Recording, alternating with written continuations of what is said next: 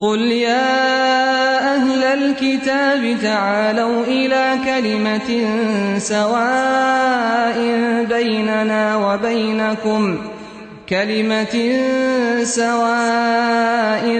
بيننا وبينكم ألا نعبد إلا الله ولا نشرك به شيئا ولا يتخذ بعضنا بعضا أربابا من دون الله. الحمد لله الذي خلقني فهو يهدين، والذي هو يطعمني ويسقين، وإذا مرضت فهو يشفين، والصلاة والسلام على رسوله الأمين وعلى آله وصحبه أجمعين ومن تبعهم بإحسان إلى يوم الدين. أما بعد،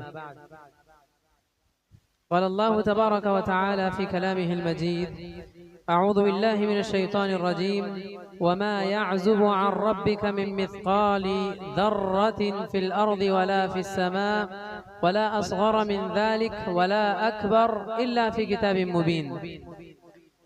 अल्लाह तबारक व तआला ने लौहे महफूज का जिक्र करते हुए कुरान मजीद में कहा कि दुनिया में कोई भी ऐसी चीज़ नहीं, खा वो छोटी हो बड़ी हो, जर्रा बराबर भी क्यों ना हो, लौहे महफूज में वो लिख दी गई है। मैं आज तकदीर पर कुछ गुफ्तगू करना चाहूँगा। देखिए, तकदीर ईमान का एक जुज़ है, ईमान का एक हिस्सा है, और ये हिस्सा बड़ा पेचीदा हिस्सा है। आपको अगर आलिम कहे कि अल्लाह एक है, भाई बचपन से सुनते आ रहे हैं, अल्हम्दुलिल्लाह ईमान है, अल्लाह एक है, मान लेंगे। इसी तरह तकदीर का एक ये है, अन तुमिना बिल क़द्रि खैरिही व शर्रिही। अच्छी तकदीर पर भी ईमान होना चाहिए, बुरी तकदीर पर भी ईमान होना चाहिए। अब ताज्जुब की बात तो ये है कि भाई अल्लाह ने पहले से ही सारी चीजें लिख दी। अब सपोज दैट मैं गुनाह किया, मुझसे कोई गुनाह हुआ, अब मैं ये बोल सकता हूँ क्या कि भाई तकदीर में था इसलिए मुझसे गुनाह हुआ? क्या ये बोलना दुरुस्त है? जवाब दुरुस्त नहीं है।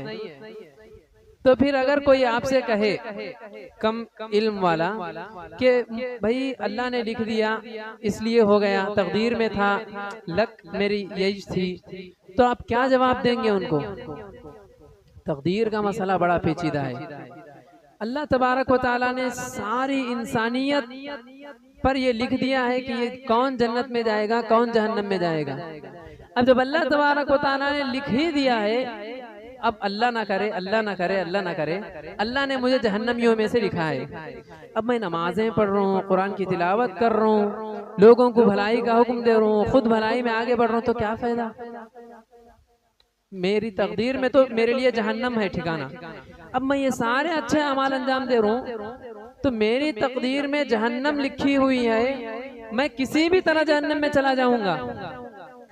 पूरी जिंदगी अच्छे अमाल करता रहा, पूरी जिंदगी नेक अमाल करता रहा, मगर मौत के करीब तकदीर मुझ पे गालिब आ जाएगी, मैं कुछ ऐसा काम कर बैठूंगा कि उसकी वजह से जहन्नम में चला जाऊंगा। और वो मशहूर हदीस भी है कि बंदा, इंसान गुनाह पे गुनाह किए जाता रहता है, गुनाह पे गुनाह किए जाता रहता है, यहाँ तक के मौत से वो बिल्कुल करीब हो जाता है, तकदीर उस पर गालिब आ जाती है, वो अच्छे अमाल अंजाम दे देता है, जहन्नम में जाते जाते जन्नत में चला जाता है।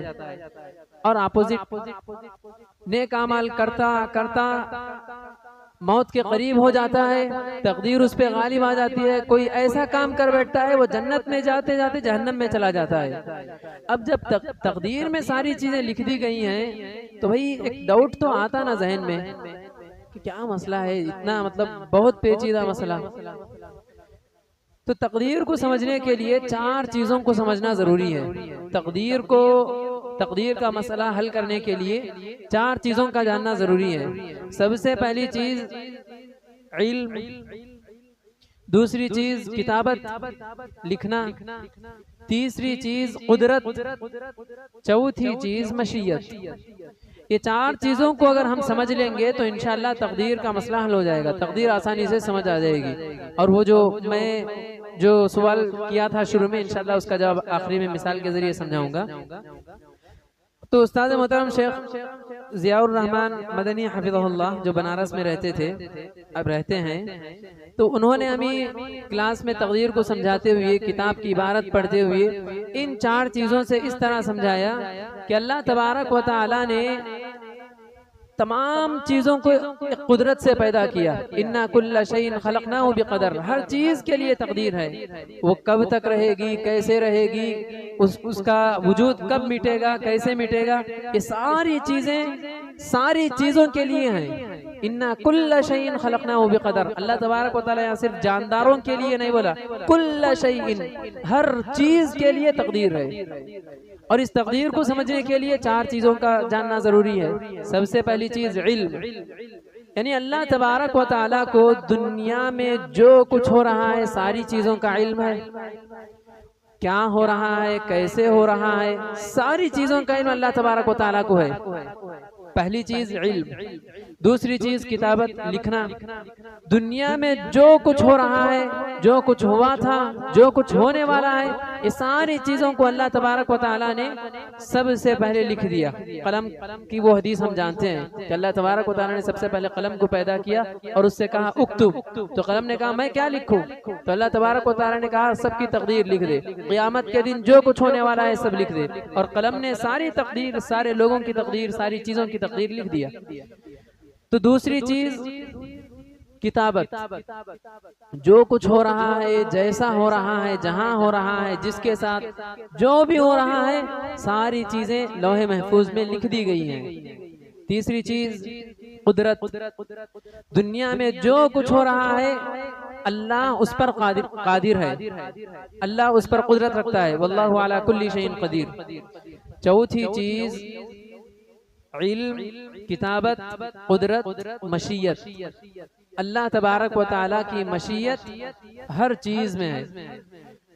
अल्लाह की मशीयत के बगैर पत्ता भी नहीं हिल सकता, तो दूसरी चीजों का क्या कहना।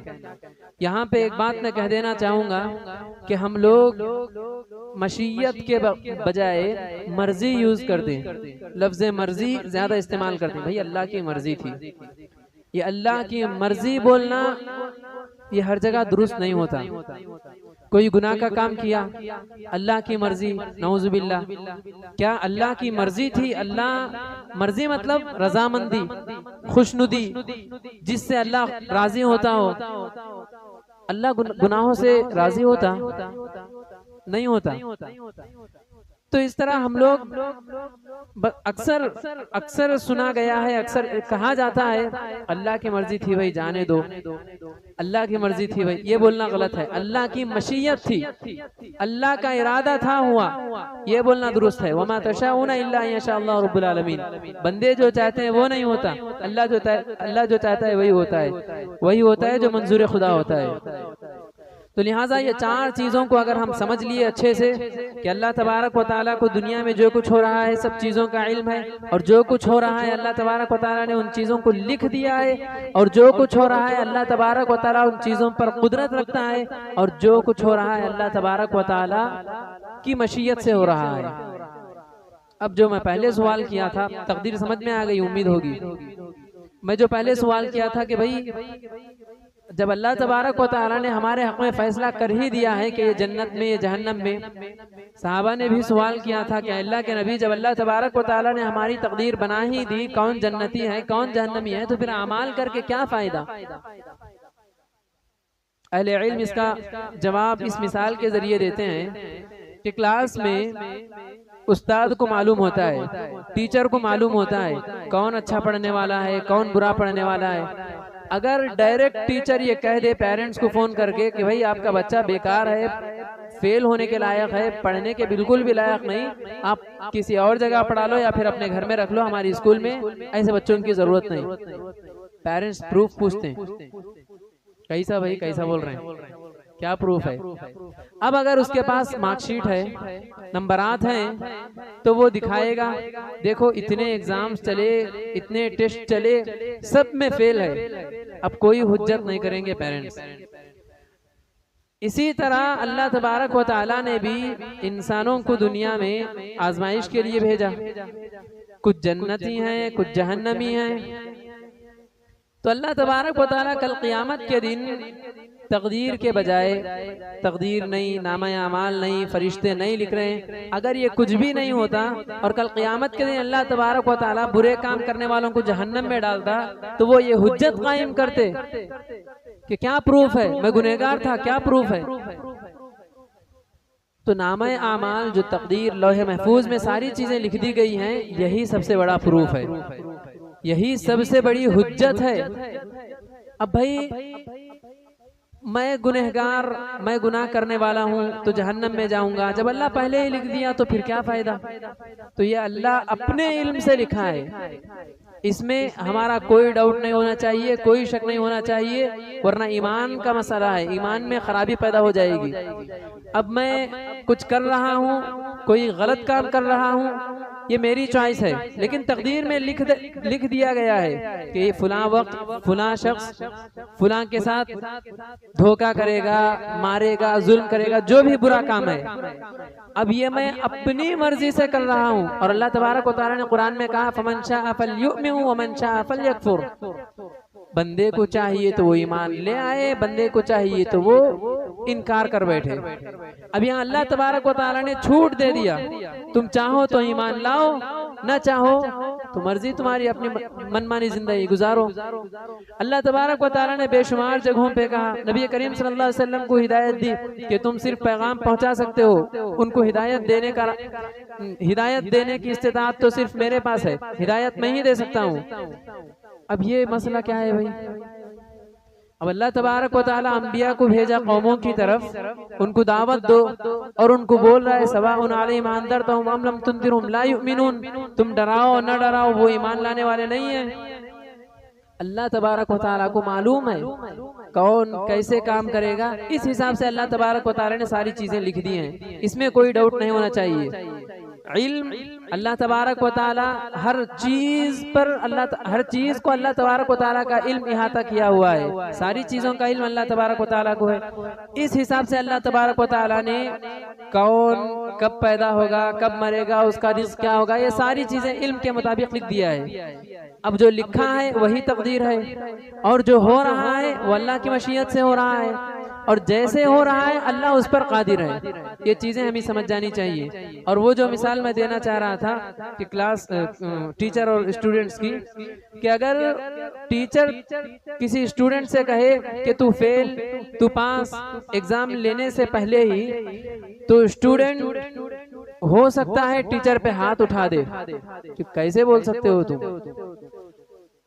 मगर टीचर सारों का इम्तिहान लेने के बाद, टेस्ट लेने के बाद कहे कि भाई देखो इतने सवालात थे, तुमने इतने जवाबात दिए, इस जवाबात के हिसाब से आपको इतने नंबर मिले हैं और आपका शुमार फेल होने वालों में से है, कोई हुज्जत बाकी नहीं रहेगी।